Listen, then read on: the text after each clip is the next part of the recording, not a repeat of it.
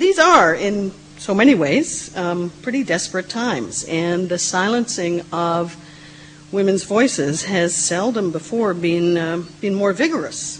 But I think, overall, we have better address books than they do. We have better organizing skills, and we certainly have a lot more fun. And as an antidote to the grim times, I just want to draw your attention. I'm just going to flip through our program here for this Women in Media conference and just listen to all of the women's organizations who are here for this conference. I'm sorry if I'm going to skip some. I'm just running through it quickly. We have the Estrella Lesbian Foundation, Pacifica Radio, South End Press, City Life Vida Urbana, Survival News, the Boston Tenant Coalition, Women in Media and News, Punk Planet Independence Day Media, Women's E-News, Wings Free Speech Radio, International Women's Tribune Center, Her Turn Radio Collective, Bay Windows, In These Times, Alternet.org, Bitch, the Feminist Response to Pop Culture, the Ida B. Wells Institute, the KPFA Women's Collective, Ms. Magazine, Beacon Press, the American Prospect, FAIR, the National Council for Research on Women, the Afghan Women's Mission, Feminist Press, Off Her Backs, Women's Review of Books, Ms. Musing's weblog. There are actually a lot more I missed here. And there are so many different communities represented at this conference, and so many different areas and types of media, and so many different skills. And we know that it doesn't come easy. The blood, sweat, and tears behind each and every of these organizations and the hard work of unheralded women is what keeps it going. And I think the fact that we're all here tonight and this weekend, I think we deserve a round of applause for ourselves.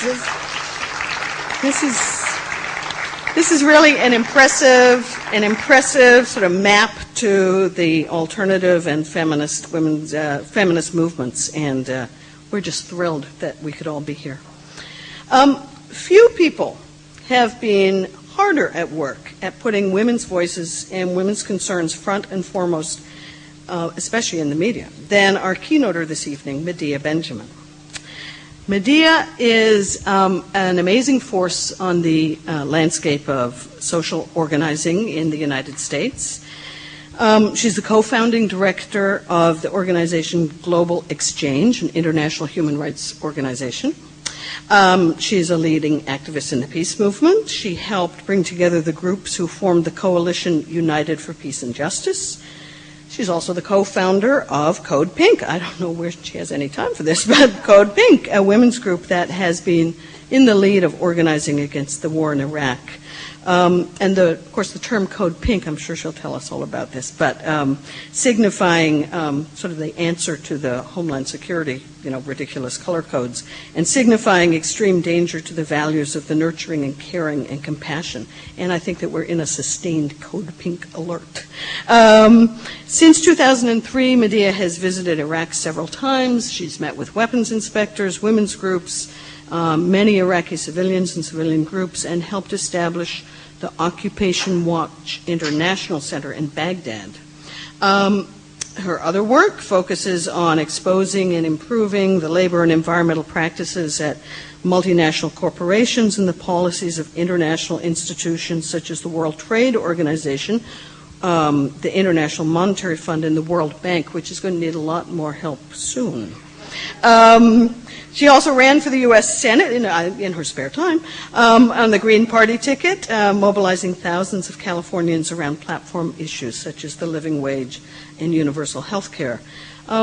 Medea is the author of numerous books and is also one of the leading mavens of the media. She is just an organizer of incredible energy and verve, and I've sort of been watching and been impressed by Code Pink for a number of years now, and the thing that I love most about Code Pink and about Medea Benjamin's work is that it combines the best of that kind of street theater, kind of fun, sassy, taking it to the streets activism with really serious policy wonkishness, which is an astonishing combination and a model for us all. And please join me in welcoming Medea Benjamin.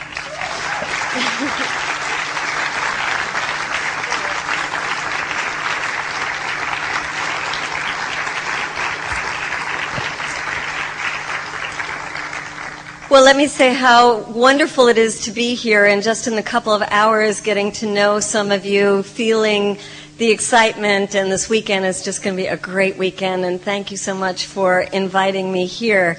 This issue of inserting a progressive women's voice into the conversation is a pretty critical one these days, given the conversation that we hear emanating out of the White House and given how much the corporate media just carries that conversation right along as if it has something to do with reality. And it is astonishing to me how little it has to do with reality, and it's very scary and it's very dangerous. And I think that's why we're all gathered here this weekend, to think of ways that we can inspire each other and the ways that we can become more effective at changing the conversation. And we tried to do that with Code Pink. As Joni said, Code Pink was founded as almost a spoof on this ridiculous yellow, orange, red alert system. Remember when George Bush came out with the color-coded alerts, and when it went up from yellow to orange, then you were supposed to get your duct tape and your plastic sheeting. And we were with a group of women at a retreat, and it was a group called Unreasonable Women for the Planet. And we were sitting around a picnic table and laughing about how ridiculous that was. And we were saying, well, you don't even know what you're supposed to do with the duct tape. Do you put it on your mouth or their mouth or kids first? Or, they didn't even explain. And as we're laughing about all of this, we said, we need another color-coded alert. And just in the fun of the moment, we said, yeah, hot pink. We got a hot pink alert. And everybody went home and thought it was just, cute. And a couple of us just kept thinking, yeah, we need something like that. Now, believe me, I was not somebody who liked pink. Raise your hand if you like pink. You do like pink. Raise your hand if you really don't like pink.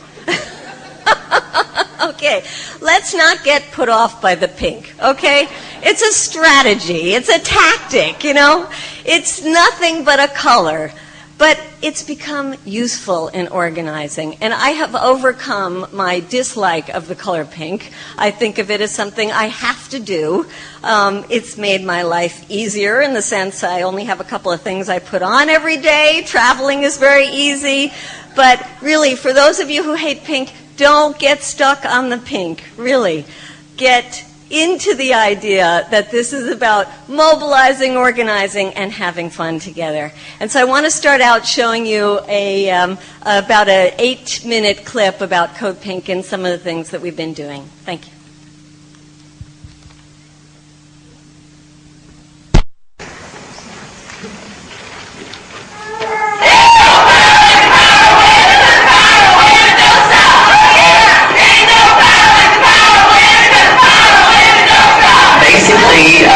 We're using the Code Pink. It's a kind of play on Homeland Security of Code Orange and Code Red about the war being out there. And this is Women's Code Pink, and it's to get women to rise up and get involved in the peace movement and to stop the war and turn priorities around and bring a feminine approach to this administration. Have come to Washington to stand in front of the White House in the cold, in the snow, and the rain, every day, day in and day out, to say no more. Let's give a hand to those women. Go, ladies, go. Love to have you participate. Thank you so much. It's a pleasure to meet you. Same here. I'm sitting in front of the White House because it's actually our house. The White House was built by some of my African-American ancestors. And so I wanted to see, how it was holding up. We have been in the halls of Congress giving them a choice. Do you want a pink slip saying we don't need your services anymore? Do we think Hillary is doing her best? No. Do we think Hillary is representing her women constituents? No. Do we think Hillary could do better? Yes. Or do you want a pink badge of courage? We just want to make sure that you give a pink badge of courage to the senator for his leadership against the war. This is your Code Pink badge of courage. Thank you. Because in a real democracy, We listen to the people so So thank you for listening to the people and preserving American values. Thank you. Beaujolais free, not bombs. We're here to say thank you to the French government for standing up for peace. We wanted to thank the Parliament of Turkey for the recent vote that says that Turkey will not be a staging ground for U.S. troops in this war. Being switched you very well. Thank you. We proudly proclaim that we are global citizens. No blood for oil. No blood for oil. We're here with the delegation of women that come from the United States. And since we have arrived in Iraq, all that we have found is compassion and kindness and love. We have been embraced with open arms. We have been welcomed, even though we are coming from a country that is threatening to bomb this country.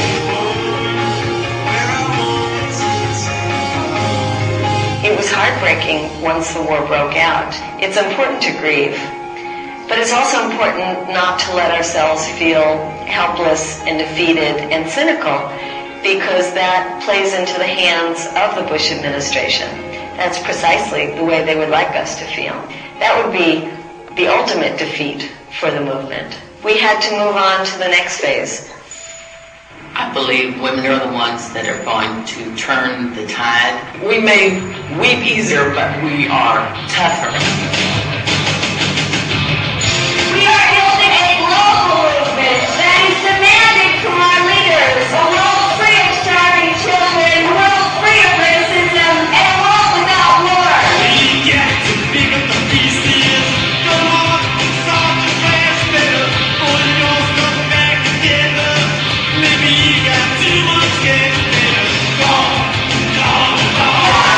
And you're gonna turn yourself in. She will not be, if she represents us in the United States because she just married. It's an old cliche that well-behaved women don't change history. Yeah, we were. I'm sorry. I'm a sweetheart. And I truly believe it. Who will profit from this war? Exxon says more. Who will profit from this war? Exxon says more.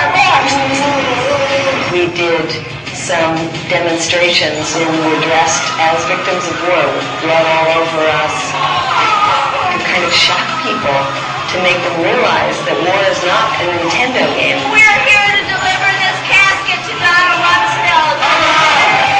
This war is shameful, it's unnecessary, it's immoral, it's illegal, it doesn't have the backing of the international community, and we are here to say shame on the congressman. So the Bush administration began to tie September 11th to Iraq, even though in reality there are no ties. And it really is quite astounding when you look at how successful the propaganda campaign of the administration was.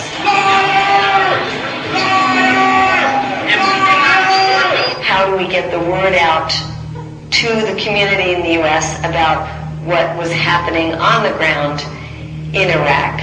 I see trees of green. Part of what we want to be as the Occupation Watch is a place for Iraqis to go to give their stories. When there is a shooting, the American soldiers directly shoot very heavily, and so anyone who is there is at risk of getting shot. To lodge their complaints.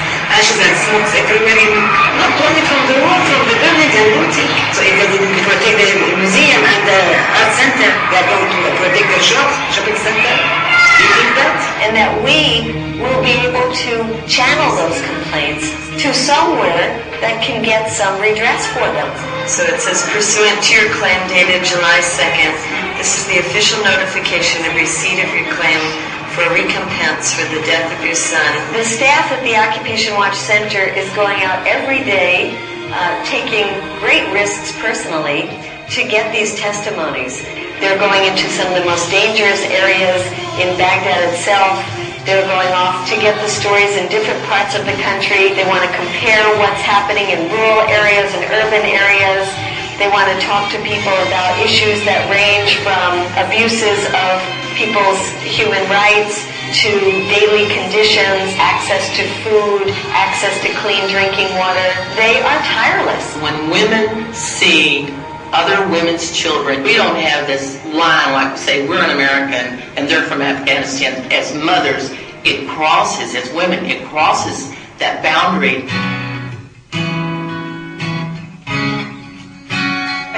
time that we not be complacent.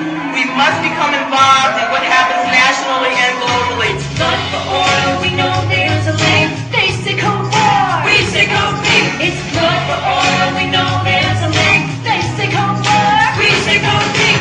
Everyday people, the woman sitting home in her kitchen making those brownies, the high school kid, the kid that's going to college, it is everybody's business what is going on in this country. Boys, men, and girls.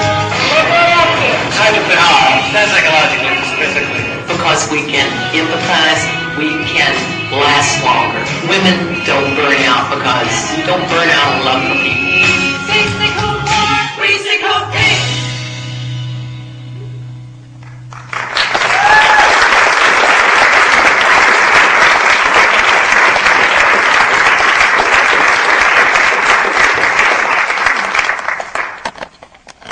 So that gives you a little bit of a sense of what we've been trying to do.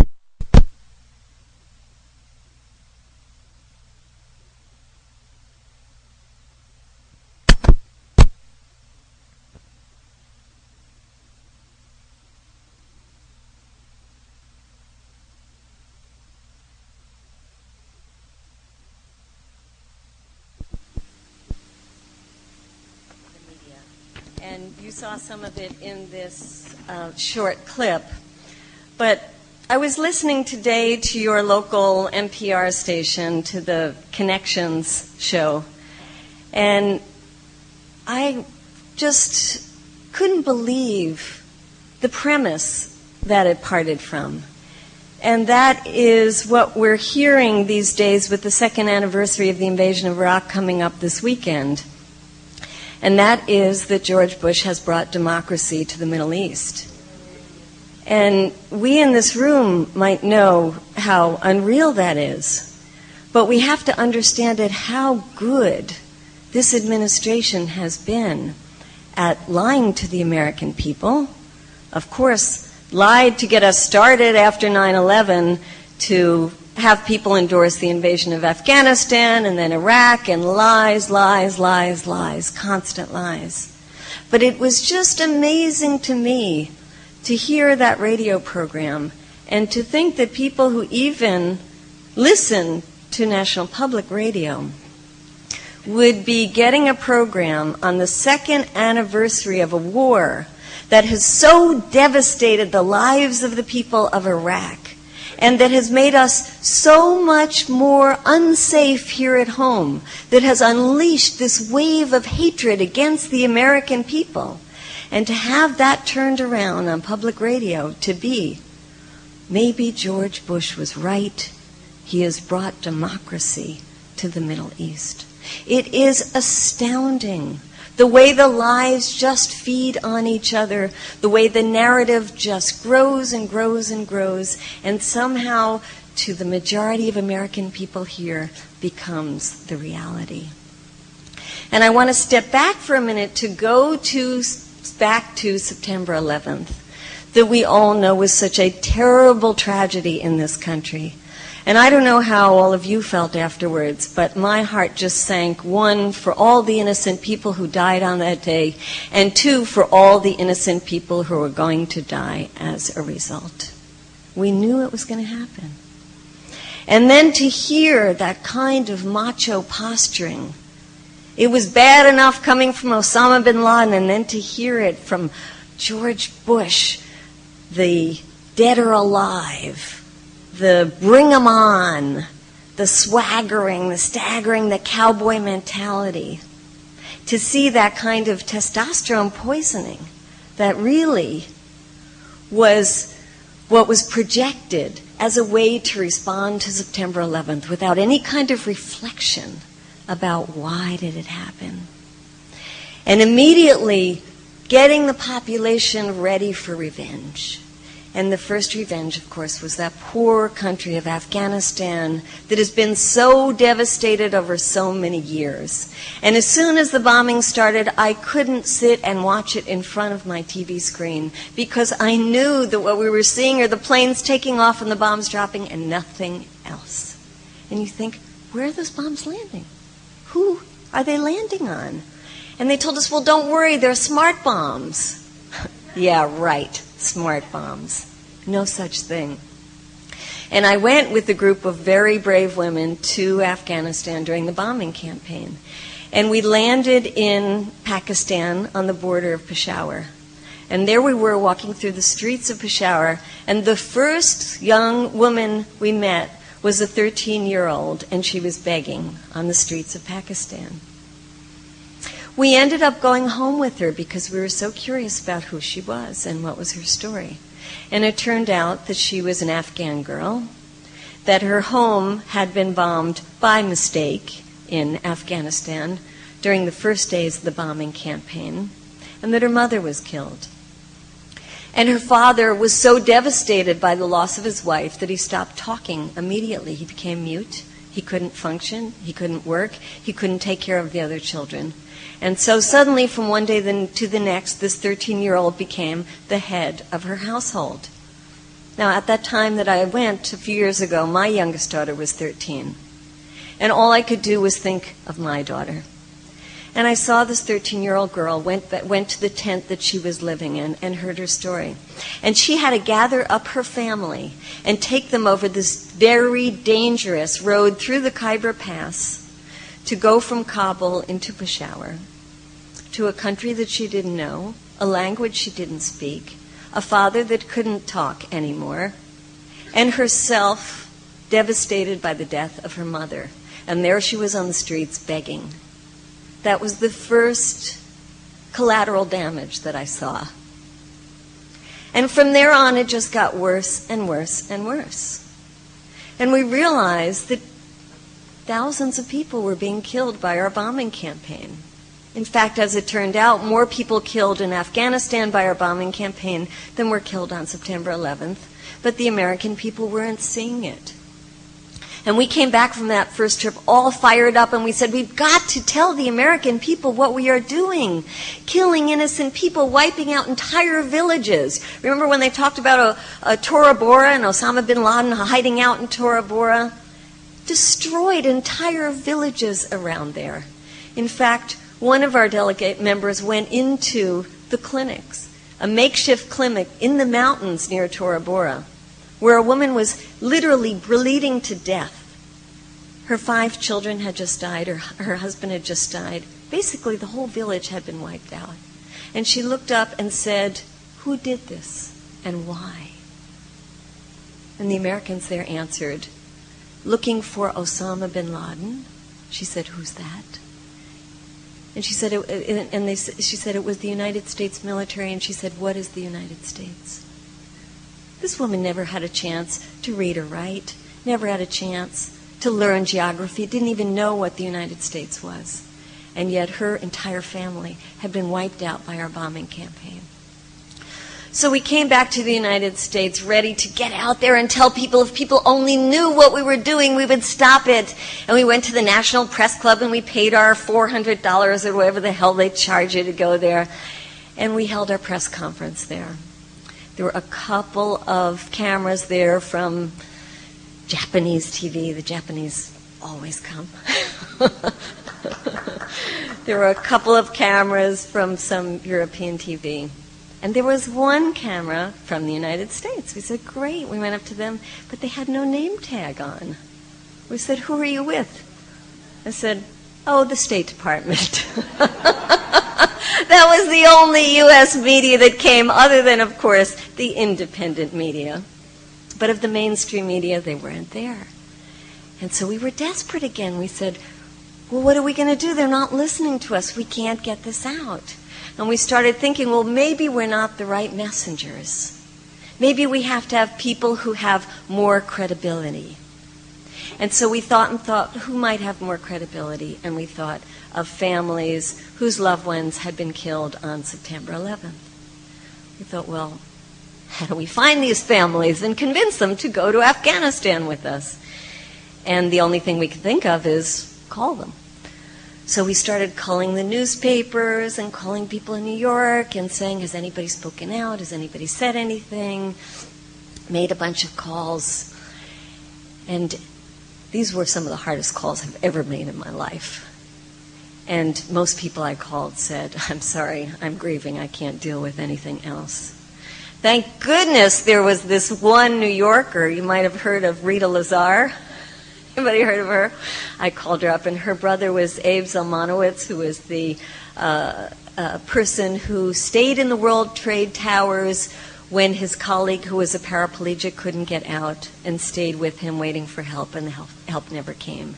And George Bush praised him as a true patriot. And when I called up his sister, Rita, and said, might you consider in some way going to Afghanistan? The U.S. is killing all these innocent people, and we have to tell Americans that this is not the way to respond to September 11th. I thought she would ask some of the questions like the others had asked. And basically she said, can you smoke in Afghanistan? And as soon as I convinced her it was okay, she could smoke, she said, I'm on. So we got together this amazing group of Americans who had lost their daughters, their sons, their sisters, their brothers, their wives, and took them to Afghanistan to meet with people who had lost their brothers, their sisters, their sons, their daughters. And it was an incredible experience, an amazing journey of grief to grief. And the media was interested in this story. In fact, when we got off the plane, we were surrounded by media, and we thought, my God, we had heard that Colin Powell was coming to Afghanistan. We said, oh, they got to be here for Colin Powell. And then, no, it turned out they were there for us. And we thought, okay, fantastic, this is going to work. They're really going to follow this because this is a human interest story. And what happened is that the media all over the world again put out these beautiful stories of Americans who risked their lives to go to Afghanistan to show their compassion for the Afghan people and say that war is not the answer. But the way the U.S. media portrayed it left out the whole last part. It became fluff pieces of these nice Americans who wanted to help these poor Afghans. And the entire political message of saying no to violence as a way to fight violence was totally discarded. And it wasn't coming from the people who were doing the filming. They were wonderful, and they totally understood the message. It, of course, came from the higher up, the people who said, we are the ones who do the editing. We're going to cut out all that political part. And we realized how difficult it was in a post-9/11 atmosphere to get out a political message that said no to war. And of course, when we decided to start Code Pink, we tried to think of other ways to get out the message. And the first action we did at Code Pink is when we heard that Donald Rumsfeld was going to be in front of the Armed Services Committee giving his justifications of why we should go to war. And we thought, aha, that's a really good place to be because you don't have to invite the media. The media are there. And not only are the media there, the cameras are rolling. And when the cameras are rolling, that's precisely where you want to be, because it's very hard for them to stop the cameras. So there we got ourselves Diane Wilson, who you saw in this, who is an amazing woman. She's a fifth-generation shrimper from a small town in Texas. Got mad as hell when she saw the chemical companies were polluting the bay and destroying the fish that her and her family for generations had made their living on. And once she started learning about the chemical companies, she started connecting them to the government and made all the right connections. And when I called her and said, Diane, can you meet me in Washington? She said, if you can send me a ticket, I can. And there we met in Washington. We got online way early to get into that hearing. We made up our banners. We hid one of them in a Washington Post. We hid the others in our skirts. Dressed real conservative, got inside there, and amazingly enough, found ourselves sitting behind Donald Rumsfeld and this row of generals. And as soon as Donald Rumsfeld got up to testify, we gave him a little bit of time. And then we got up and we said, Donald, we have some questions that the public would like to ask you. And we unfurled our banners that said UN inspections, not U.S. war, and we started yelling out, isn't this all about war? Isn't this all about oil? Isn't this all about making money for the oil companies, Donald? How many U.S. troops are going to be killed? How many innocent Iraqis will be killed? And as we're saying, what was probably like 10 seconds, but when you do these kind of things, it feels like an eternity. And your heart is just thumping like this, and you're saying, where the hell are those police that are going to come and drag us out, and why are they taking so long? We got dragged out of there, and we saw the picture of us standing in the Armed Services Committee everywhere around the world. It was front page in the New York Times, it was front page in the Washington Post, it was front page in the LA Times and the San Francisco Chronicle, but then it was front page in the Singapore Times, the Sao Paulo News, and for weeks and weeks and weeks we kept getting people that would send us copies of this that went out all over the world. And the most exciting thing about it was the response we got from people saying, thank God there are Americans who are standing up to these crazy people in the White House.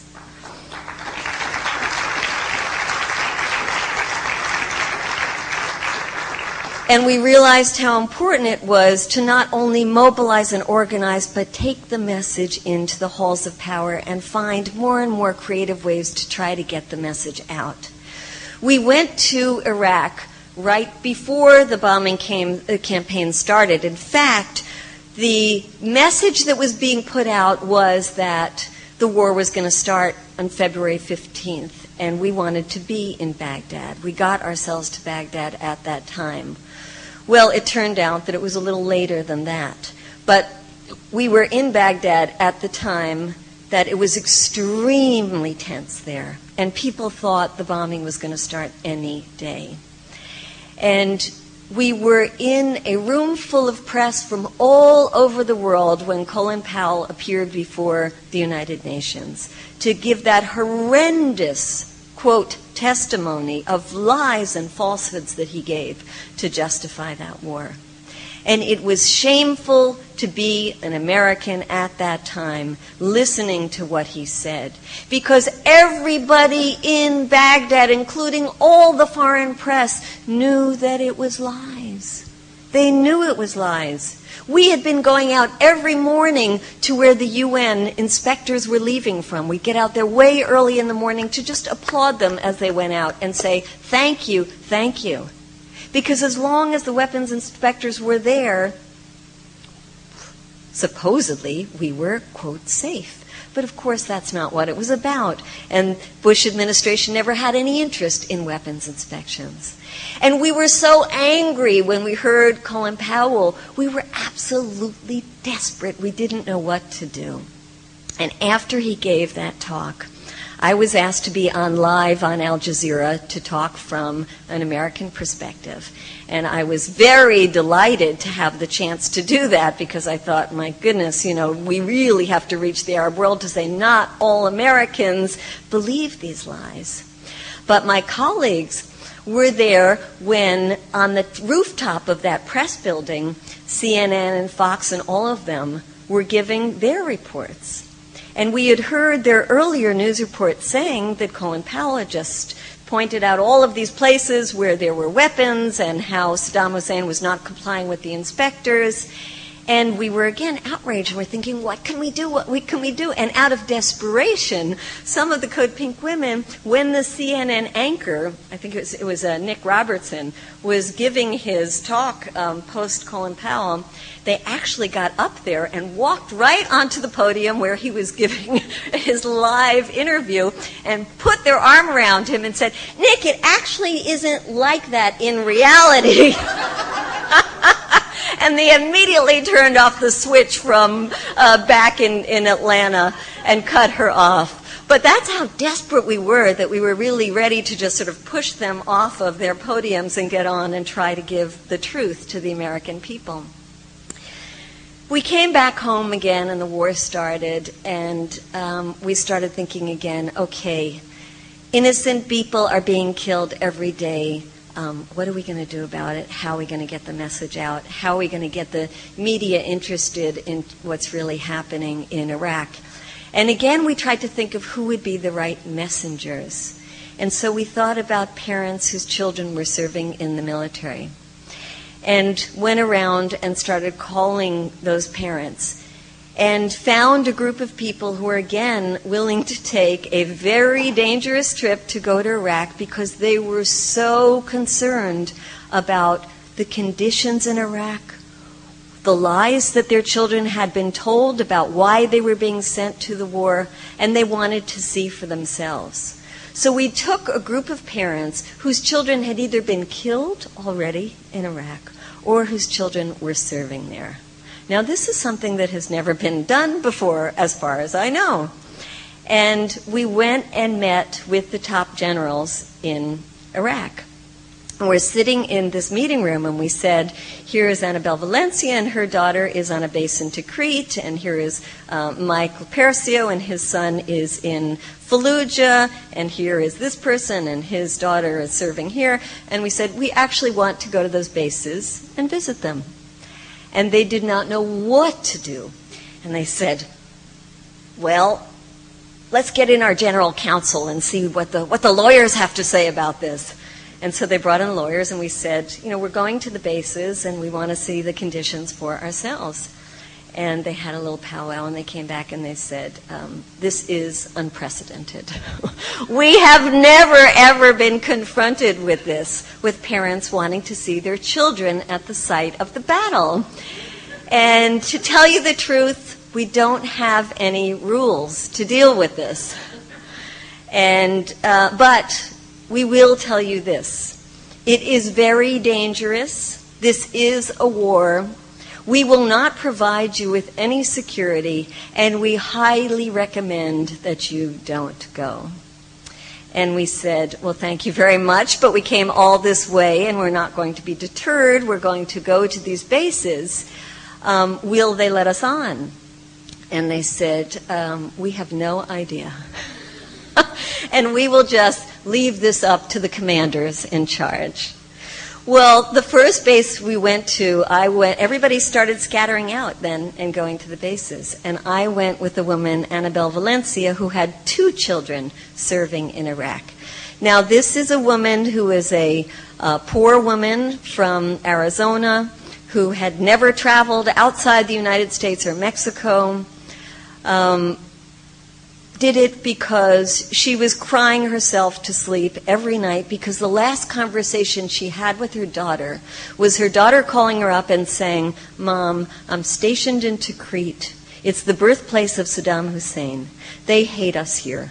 The road from Baghdad to Tikrit is the most dangerous road in the country, and I am traveling it every week, taking convoys of prisoners back and forth in trucks.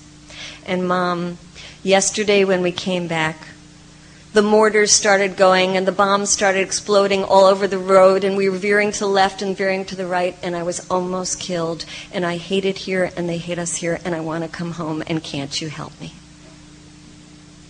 The last conversation she had with her daughter, and she said, I'm going to Iraq and I'm going to find my daughter, and I don't care what they say. So here we are. She is my height. 2 of us, tiny women.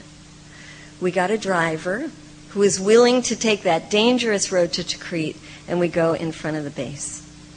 And we put out to the press that we were going. We invited them to come along. We're standing outside the base, and the commander comes out, and he says, we heard that you were coming, but I'm sorry, your daughter was just sent on a convoy back to Baghdad. Oh, you heard we were coming, and so you sent her daughter away from the base. Did you hear that? We made sure that the press that was with us heard that.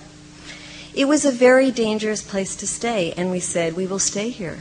And they said, it's going to get dark soon, and as soon as it gets dark, the mortars start flying, the bombs start firing. We are bombarded here every single night. I don't think you want to stay here. And we said, yeah, we do. We actually are going to stay here until she comes back, until Annabelle gets to see her daughter. And we camped out outside there, and the press left because it started to get dark and it got very dangerous.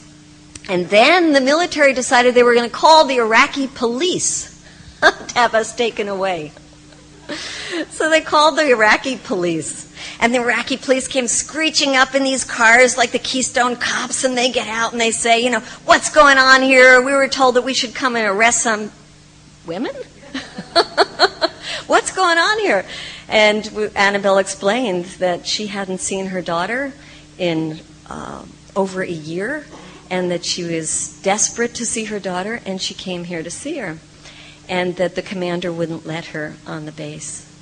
And the Iraqi police, who were hired by the U.S., who were paid for by the U.S., they turned and said, "Can you believe that? Imagine the way they treat you, the mother. Imagine how they treat us, the Iraqi people." And they said, "We're not going to arrest you. We're going to cook a pig in your honor, and we're going to take you home and take care of you." And they were really lovely. And because we were absolutely determined, the next day, Annabelle finally was allowed onto the base to see her daughter. And when she saw her daughter, and remember, she hadn't seen her daughter in over a year, her daughter walks in carrying a gun in her hand. And Annabelle broke down crying, and her first thought was, if I had money, my daughter would be carrying a book. Instead, she's carrying a gun.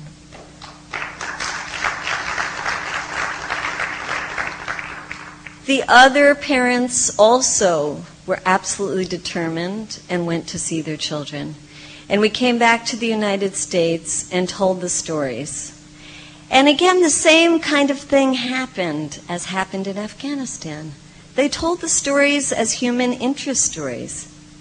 And they always would leave out the part that said, these parents are furious that the Bush administration has sent their children to a war based on lies, and they're calling for their children and everybody else's children to be brought back from Iraq. That part they would just eliminate. Quite astounding.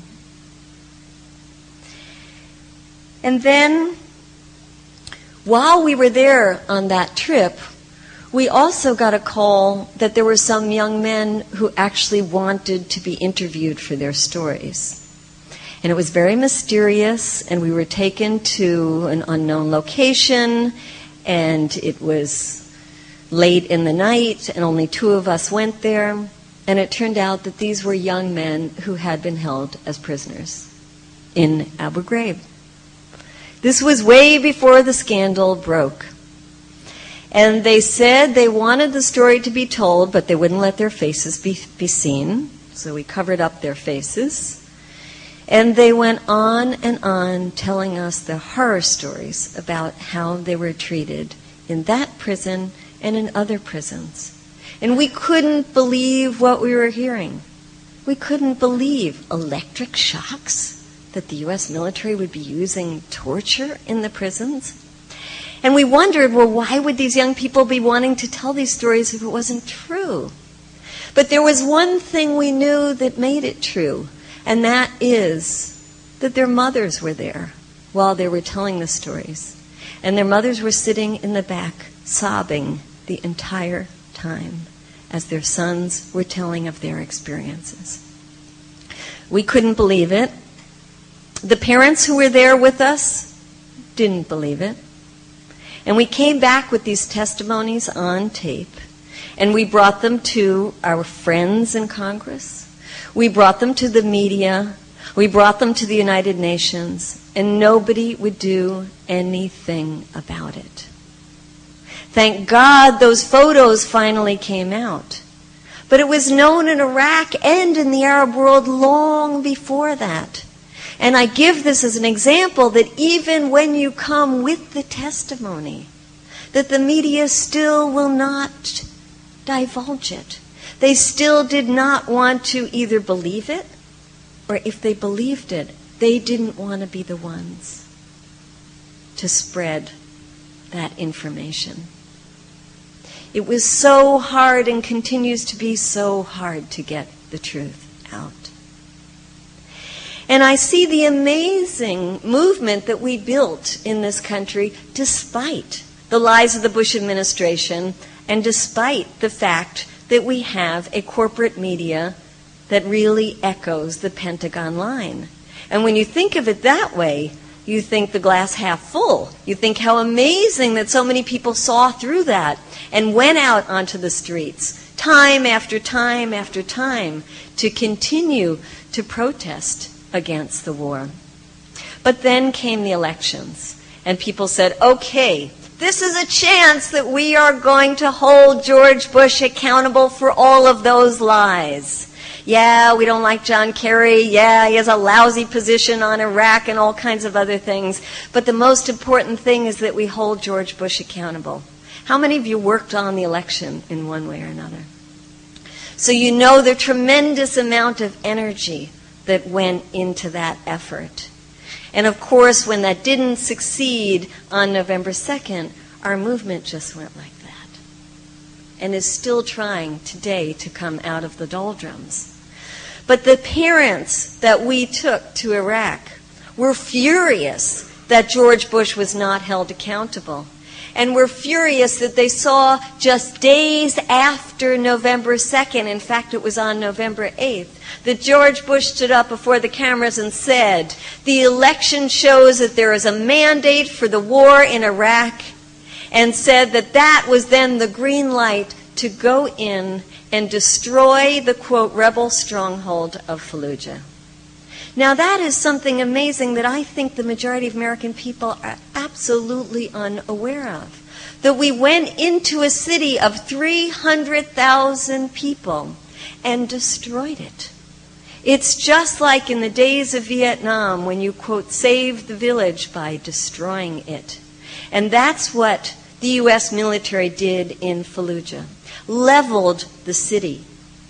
Everybody who could get out did get out. But many people who were too old, who were too sick, who didn't want to leave, didn't get out and were killed.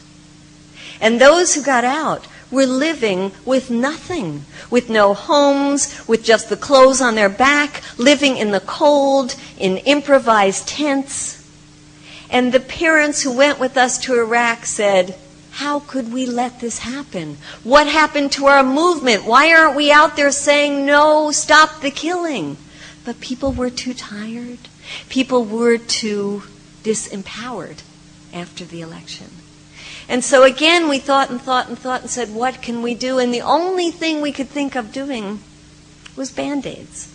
And that was raising some money to take material aid to the people of Fallujah. And as our way of saying, there are, again, some of us who don't believe in killing and who are ashamed of what our government has done. And we thought how important it is to get that message out in the Muslim world. And so again, we put together a delegation, and this time it was a delegation of people whose children had been killed in the war.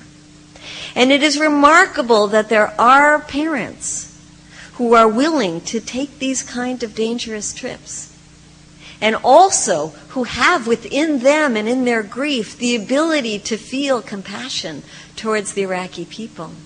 And it was with an amazing delegation of parents of soldiers, as well as a woman from New York whose son was a firefighter killed on 9/11, who called us up and said, I heard about this delegation. Can I go too? Because it's not just the soldiers, it's my son's life that is being used to justify this war in Iraq. And so we said, of course, please join us on this delegation. And we are not MoveOn. We don't have the ability to raise lots of money. We also don't drop the issue of the war in Iraq. So we put out on our email list that we wanted to raise $20,000 to take material aid. We had never raised $20,000 on the Code Pink alert. It was less than 24 hours. We were already up to $34,000. We said, let's up it. Let's go for $100,000. In about 10 days, we had surpassed the $100,000. And by the time we left 2 weeks later, we had $650,000 worth of aid. And I say this because it struck a chord with people who were desperate to show how ashamed they were of what the U.S. military was doing and how much they wanted to show kindness and compassion towards the Iraqi people. And we got stacks and stacks and stacks of letters from people all over the United States, people sending their $25, their $50, saying, thank you for giving me a way to express my sorrow. And we went at Christmas time, we landed in Amman, Jordan. And again, this was an unprecedented delegation. People whose children had died in the war in Iraq or on 9/11, taking humanitarian aid to the victims of a city that the U.S. military had destroyed. You would think this would be a great piece for the U.S. media to cover. The U.S. media did not cover this trip. The corporate media, I should say, did not cover this trip. One reason might be that the day we left was the day of the tsunami. But I wonder whether they would have covered this anyway, given our past experience. When we landed in the airport in Amman, Jordan, we had media from all over the world waiting for us, and they were with us every day. And Iraqis came from Baghdad over the very dangerous road from Baghdad to Amman because they wanted to come and tell us the stories of what happened in Fallujah. And day after day, we heard the horror stories and saw the pictures, chemical weapons being used that just melted people's features. Has anybody seen these pictures? Not shown at all. People showed us pictures of the dead corpses in the streets that were eaten by dogs because the U.S. military did not even allow people to go out and pick up the bodies of their loved ones. Horror stories that they told us. Religious leaders who came to tell us of the death of his own son in front of his wife and children, U.S. military coming in there and shooting the father in front of the family and then stomping on his body. We could not believe the stories that we were told. And we wanted to go into Fallujah ourselves. And everybody in the delegation went because they were willing to risk their lives. And you saw us in this video. We have been to Baghdad. We have been all around Iraq many times. It has become so dangerous that the Iraqis who are our hosts said, we cannot bring you into Iraq anymore because you might be willing to risk your own life, but it's our lives that will be at risk. Because if we are seen with Americans, then we are seen as collaborators, and not only us, but our families will then be the targets. And that is how bad things have become in Iraq now. So we could not even go inside. We left the material aid with our Iraqi friends, doctors, and people who came to meet us. And they said, we want one person from your delegation to go in, and that is the videographer. And he said, I'm there, knowing what a tremendous risk it was. He went into Fallujah when no Western journalists were going in. He risked his life every day for 2 weeks. The Iraqis risked themselves to take him in. And he got amazing footage of everything from the chemical weapons that were used to these terrible testimonies that were told to him. He flew back to San Francisco, spent the night in a hotel on his way going back to Santa Barbara, went out to get something to eat. Somebody broke into his car and to his hotel room, did not steal his camera or anything else of value like his computer, stole only one thing, the tapes. And this is the length that our government is going to now to keep the truth from the American people about what is happening in Iraq, and instead showing us purple fingers and pretending that there is democracy that is sweeping over that country. It is absolutely astounding how they are hiding the truth from us. It is absolutely astounding how their message is being bought by the American people. And I want to talk a little bit about how difficult it has been as a woman to try to get access to the media. Now, I consider myself an expert. I have a graduate degree, 2 graduate degrees. I have traveled all over the world. I work for the United Nations. I've written 8 books. I've gone to the places like Afghanistan and Iraq many, many times. I cannot get invited on the press as an expert. Never in the U.S. press. In the foreign media, all the time, constantly. I did many interviews today marking the 2nd anniversary of the war for tomorrow. I cannot get those interviews in a U.S. press. I can get them on CNN International, where I'll be invited to do a half hour, a long discussion about what's happening. Never on CNN in the United States.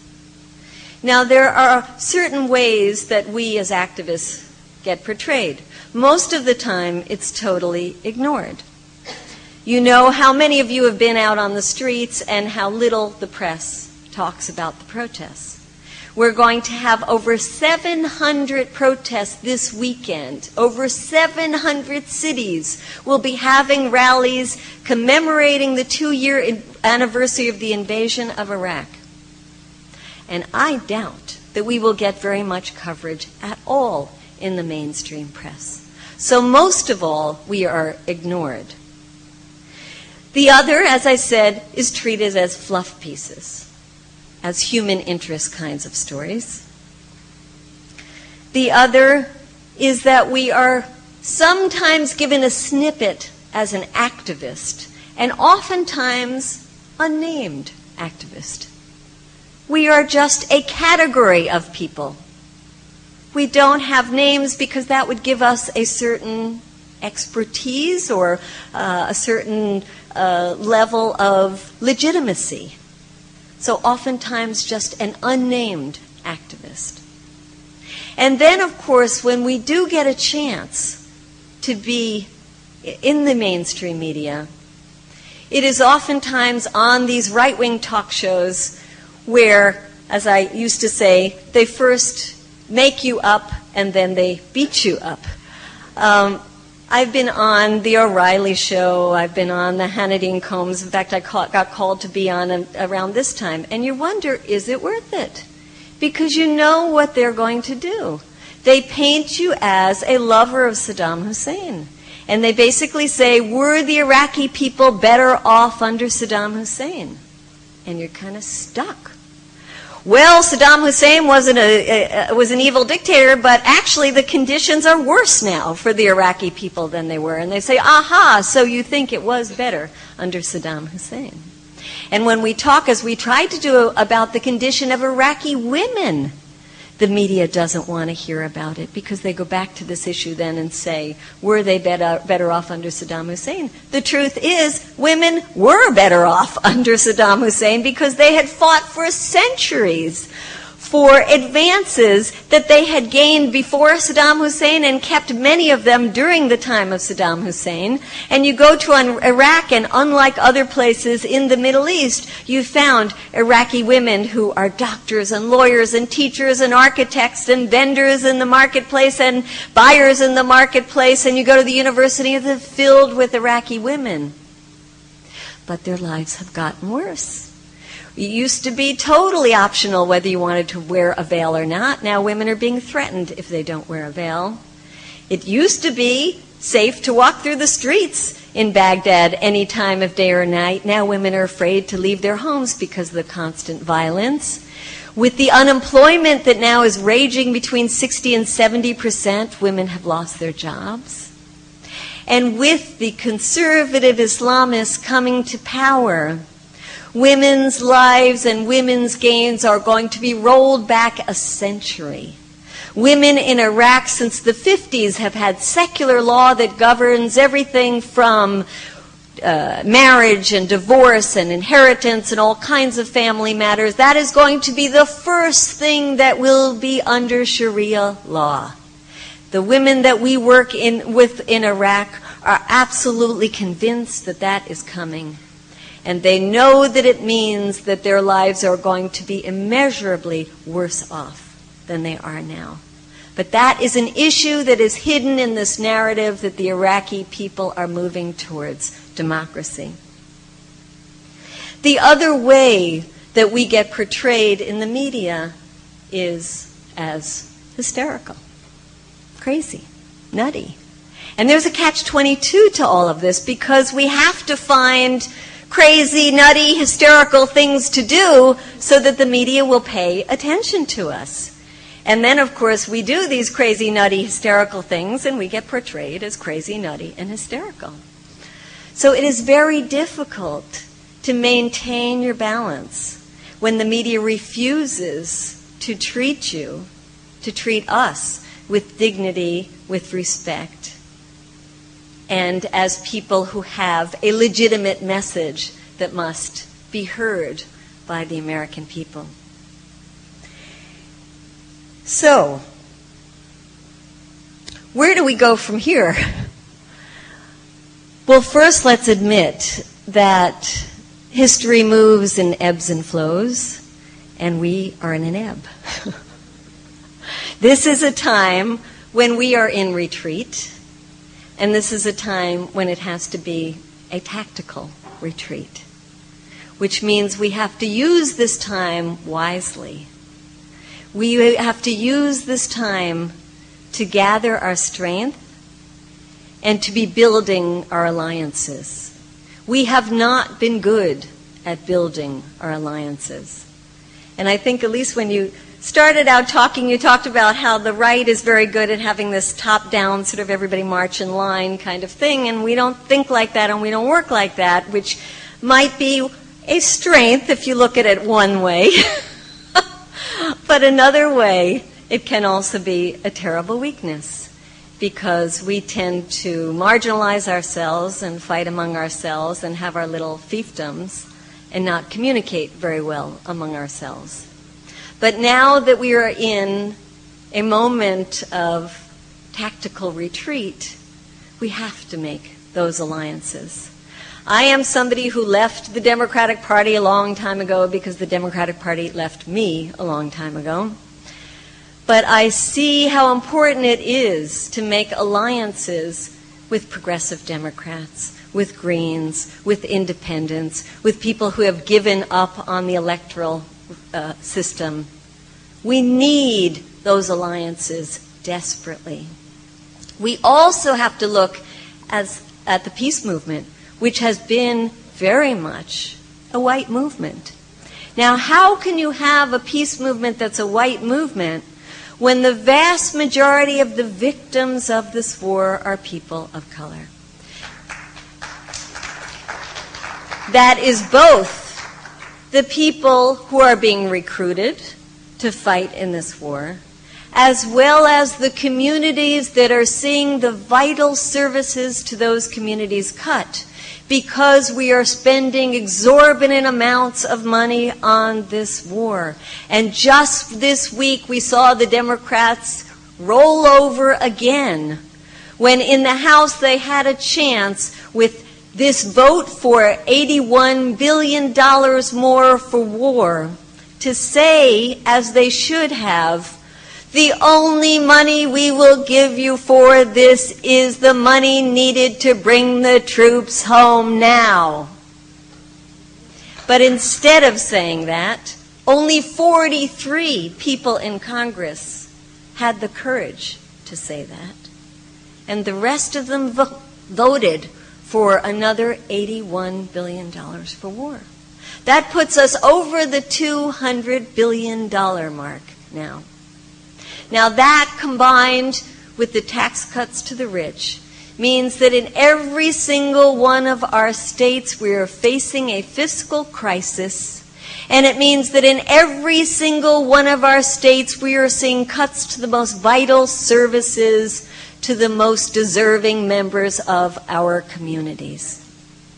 And we must reach out into those communities and make those ties and make those links. And that, I think, is what the peace movement is trying to do during this time. Let's just look at this weekend. Instead of saying, everybody go to Washington, D.C., or everybody to go to New York, we said, no. Everybody stay in your own community and build in your own community and reach out in your own community. And that's why we're having over 700 cities that are organizing rallies this weekend. That is important. That's a good way of mobilizing locally. And we're saying, look at the local costs of having the National Guard being sent overseas instead of doing what it was supposed to do, which was be at home to protect people in the case of natural disasters. And that's why we saw a beautiful movement in Vermont, where in town meeting after town meeting, people got together and voted, and overwhelmingly, in the most democratic of manners, said our National Guard should be here at home, bring them back from Iraq. They did it in Vermont. The governor of Montana just called for the National Guard to be brought back to Montana. And we need a movement in state after state where we, the people, are forcing our governors to say, bring the Guard home.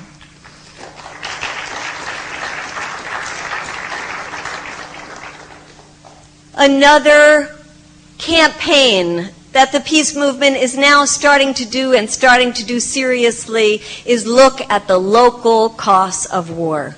For example, I am from San Francisco, and in the Bay Area, we were absolutely appalled when we heard that in the heartland of California, in Salinas, the salad bowl of America, the home of the farm workers, the home of John Steinbeck, the city is about to close its entire public library system because they don't have $5 million to keep the libraries open. And we calculated, with the help of a group that's from here in Massachusetts called National Priorities, that has a great website you should check out, nationalpriorities.org, that can tell you state by state and city by city how much you're paying for this war. And they calculated that the city of Salinas is paying $80.5 million for the war in Iraq and don't have $5 million to keep their libraries open. So we went to Salinas and talked to people in the community and said, we can't let this happen. We've got to stop it. We've got to put the national spotlight and say, over our dead bodies you will close these libraries. They are way too important, not just for this community, but for the entire nation. Libraries are the heart and soul of our communities. We will not let them close. And so we decided to organize an emergency 24-hour read-in, which we are doing on April 2nd and 3rd, and put out the word to authors and writers and poets and people all over to converge in Salinas. And it's very exciting, the response we have received. We have more people coming than we can even handle right now. But it's one great example of how we can focus on local community services that we are determined to keep and to make the tie-in with the war, and say loudly and clearly, books not bombs, say loudly and clearly, healthcare not warfare. These are the kind of messages that we have to bring into our communities. I want to end here with a story about going into the halls of power with this kind of message. I talked about going to Donald Rumsfeld when he was testifying in the Armed Services Committee. We were here in Boston the last time I was here during the Democratic National Convention, and some of us were determined to get onto the floor of the Democratic National Convention with an anti-war message, because a poll had just come out saying that 82% of Democrats were against the war in Iraq, and yet the candidate was pro-war. And so we were giving out stickers that said 82% of Democrats oppose the war, and got down on the floor of the convention when Teresa Heinz was talking about how important it is for women to be empowered and for women's voices to be heard loudly and clearly. And we thought that was our cue and unfurled our banners that were against the war and started yelling out, "Bring the troops home, stop the violence, stop the killing," and of course got thrown out of that convention. We did the same thing at the Republican convention and managed to get in, despite the incredible security there, 3 nights in a row and interrupt every one of the major speeches of that convention. And then to put icing on the cake, we decided during the inauguration that we would get ourselves in there. And we get these calls, these very, secretive calls saying, "I've got some VIP tickets to the inauguration. Would you like them?" So we gathered up 8 VIP tickets to the inauguration, got ourselves inside, first found ourselves way in the back in the VIP section and said, well, maybe we can work our way up. And we'd send one person up and then we'd all wave to them and then go up and then we'd wave to the next one and go up, and found that we could move up quite easily. Amazing, the security. Somebody said they ought to get the Shea Stadium people to do the security because you can't go in the ballpark from one section to another. We got up quite close, and again, at a moment when George Bush was talking about free speech and how it was we were helping to spread the rights around the world, we got up and we started exercising our right to free speech and unfurled banners, despite the fact that we had been frisked many times. They didn't find our banners, and started unfurling the banners and yelling, "Stop the celebration, end the occupation, stop the celebration, end the occupation." And the people around us started trying to strangle us and choke us, and how could you do this? And then, of course, the police came, and we spent the night in jail and got charged with loud and boisterous disorderly conduct, which seemed appropriate. But I have come to expect that any time we exercise our right to free speech in these halls of power, that we will be arrested. And then I went to Brazil for the World Social Forum. And for anybody who doesn't know, this is the meeting of the global community that comes together under the theme "Another World is Possible." And there we were at the World Social Forum in Brazil, and the president of Brazil came to talk to people. Well, Ignacio Lula da Silva 2 years ago was everybody loved him. He was a worker who rose to power. They were all excited.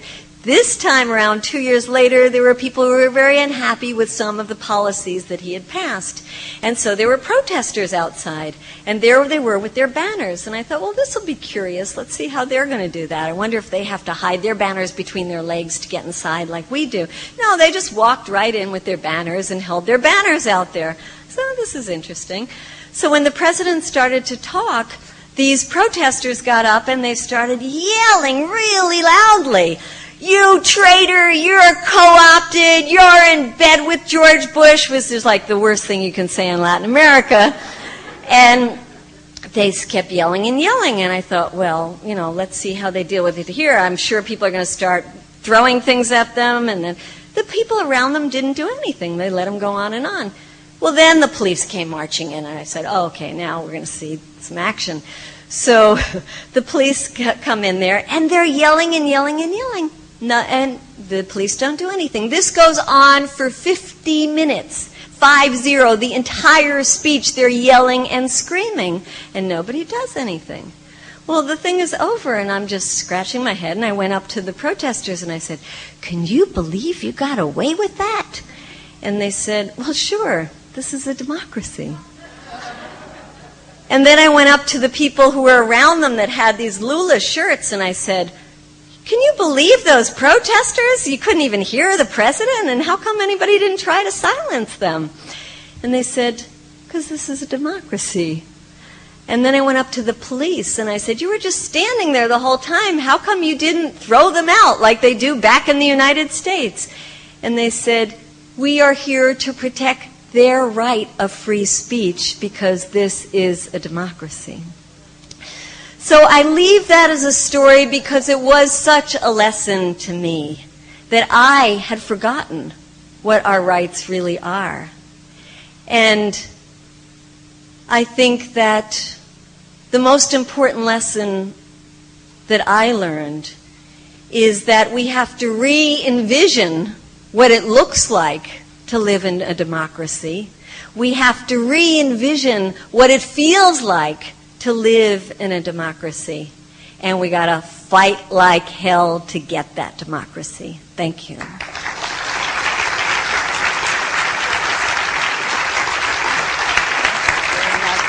me stop this.